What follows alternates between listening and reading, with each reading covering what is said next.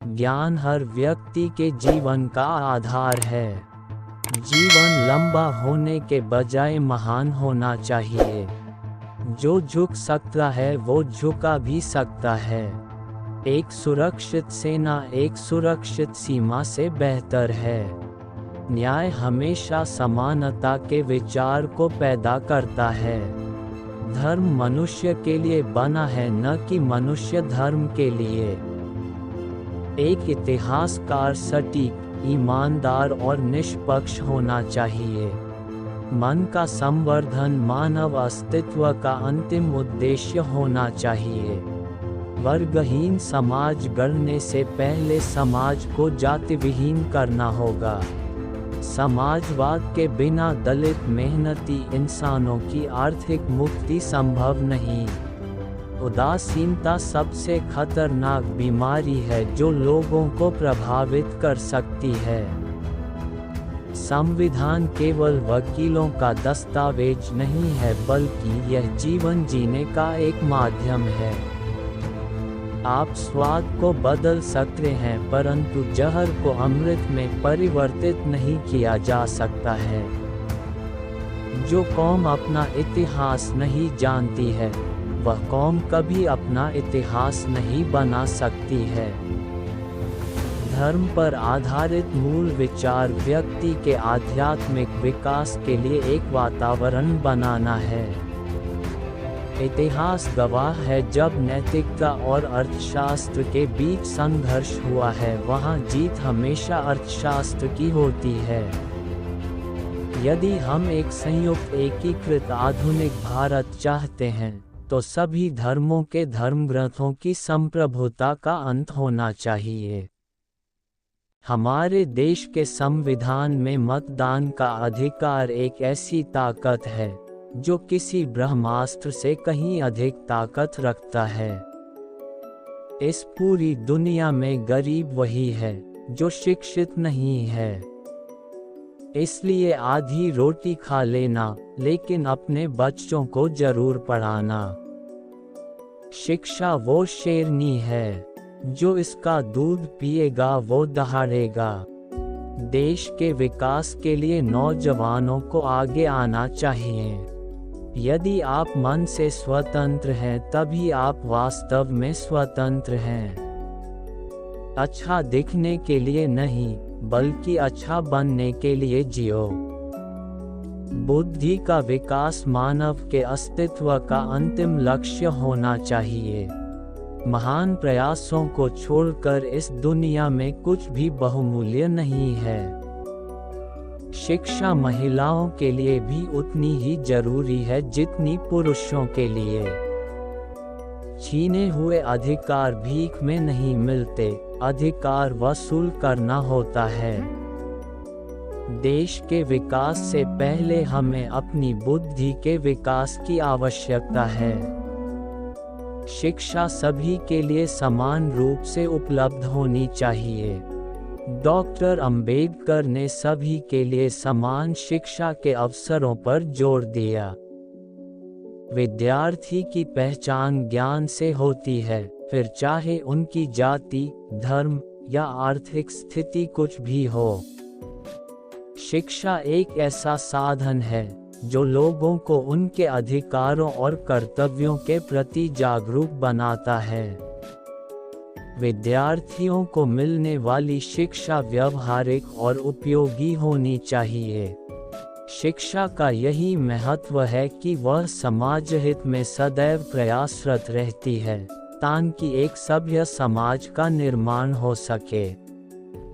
शिक्षा के माध्यम से मानव आवश्यक कौशल और ज्ञान की प्राप्ति करता है, जिससे सफलता मानव के पग पखारती है। शिक्षा सदैव धर्मनिरपेक्ष होनी चाहिए। शिक्षा को किसी विशेष धर्म या संप्रदाय से नहीं जोड़ा जाना चाहिए। मेरी प्रशंसा और जय जयकार करने से अच्छा है मेरे दिखाए गए मार्ग पर चलो। ज्ञानी लोग किताबों की पूजा करते हैं, जबकि अज्ञानी लोग पत्थरों की पूजा करते हैं। जो व्यक्ति अपनी मौत को हमेशा याद रखता है वह सदा अच्छे कार्य में लगा रहता है। स्वतंत्रता का अर्थ साहस है, और साहस एक पार्टी में व्यक्तियों के संयोजन से पैदा होता है। मैं एक समुदाय की प्रगति को उस प्रगति की डिग्री से मापता हूँ जो महिलाओं ने हासिल की है। संवैधानिक स्वतंत्रता का कोई अर्थ नहीं है जब तक आप सामाजिक स्वतंत्रता प्राप्त नहीं कर लेते। राजनीति में हिस्सा न लेने का सबसे बड़ा दंड यह है कि अयोग्य व्यक्ति आप पर शासन करने लगता है। जो धर्म जन्म से एक को श्रेष्ठ और दूसरे को नीच बताए वह धर्म नहीं, गुलाम बनाए रखने का षड्यंत्र है। अगर मुझे लगा कि मेरे द्वारा बनाए गए संविधान का दुरुपयोग किया जा रहा है तो सबसे पहले मैं इसे जलाऊंगा। हो सकता है कि समानता एक कल्पना हो, पर विकास के लिए यह जरूरी है। पति पत्नी के बीच का संबंध घनिष्ठ मित्रों के संबंध के समान होना चाहिए। मैं राजनीतिक सुख भोगने नहीं बल्कि नीचे दबे हुए अपने भाइयों को अधिकार दिलाने आया हूँ। कानून और व्यवस्था राजनीतिक शरीर की दवा है।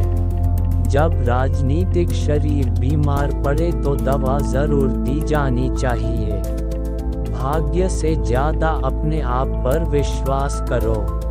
भाग्य में विश्वास रखने के बजाय शक्ति और कर्म में विश्वास रखना चाहिए।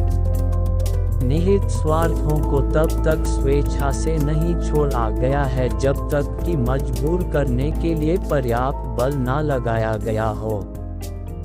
एक महान व्यक्ति एक प्रख्यात व्यक्ति से एक ही बिंदु पर भिन्न है कि महान व्यक्ति समाज का सेवक बनने के लिए तत्पर रहता है। मंदिर जाने वाले लोगों की लंबी कतारें जिस दिन पुस्तकालय की ओर बढ़ेंगी, उस दिन मेरे इस देश को महाशक्ति बनने से कोई रोक नहीं सकता है। मैं बहुत मुश्किल से इस कारवां को इस स्थिति तक लाया हूँ। यदि मेरे लोग, मेरे सेनापति इस कारवां को आगे नहीं ले जा सकें तो पीछे भी मत जाने देना।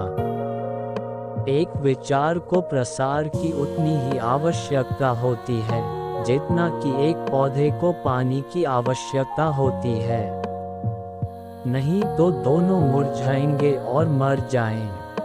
राष्ट्रवाद तभी औचित्य ग्रहण कर सकता है जब लोगों के बीच जाति, नस्ल या रंग का अंतर भुलाकर उनमें सामाजिक भ्रातृत्व को सर्वोच्च स्थान दिया जाए। यदि हमें अपने पैरों पर खड़े होना है, अपने अधिकार के लिए लड़ना है, तो अपनी ताकत और बल को पहचानो, क्योंकि शक्ति और प्रतिष्ठा संघर्ष से ही मिलती है। कुछ लोग सोचते हैं कि धर्म समाज के लिए आवश्यक नहीं है। मैं यह दृष्टिकोण नहीं रखता। मैं धर्म की नींव को समाज के जीवन और प्रथाओं के लिए आवश्यक मानता हूँ। जिसे अपने दुखों से मुक्ति चाहिए उसे लड़ना होगा, और जिससे लड़ना है उससे पहले अच्छे से पढ़ना होगा, क्योंकि ज्ञान के बिना लड़ने गए तो आपकी हार निश्चित है। एक सफल क्रांति के लिए यह आवश्यक नहीं है कि असंतोष हो। जो आवश्यक है वह है न्याय, आवश्यकता, राजनीतिक और सामाजिक अधिकारों के महत्व पर गहन विश्वास।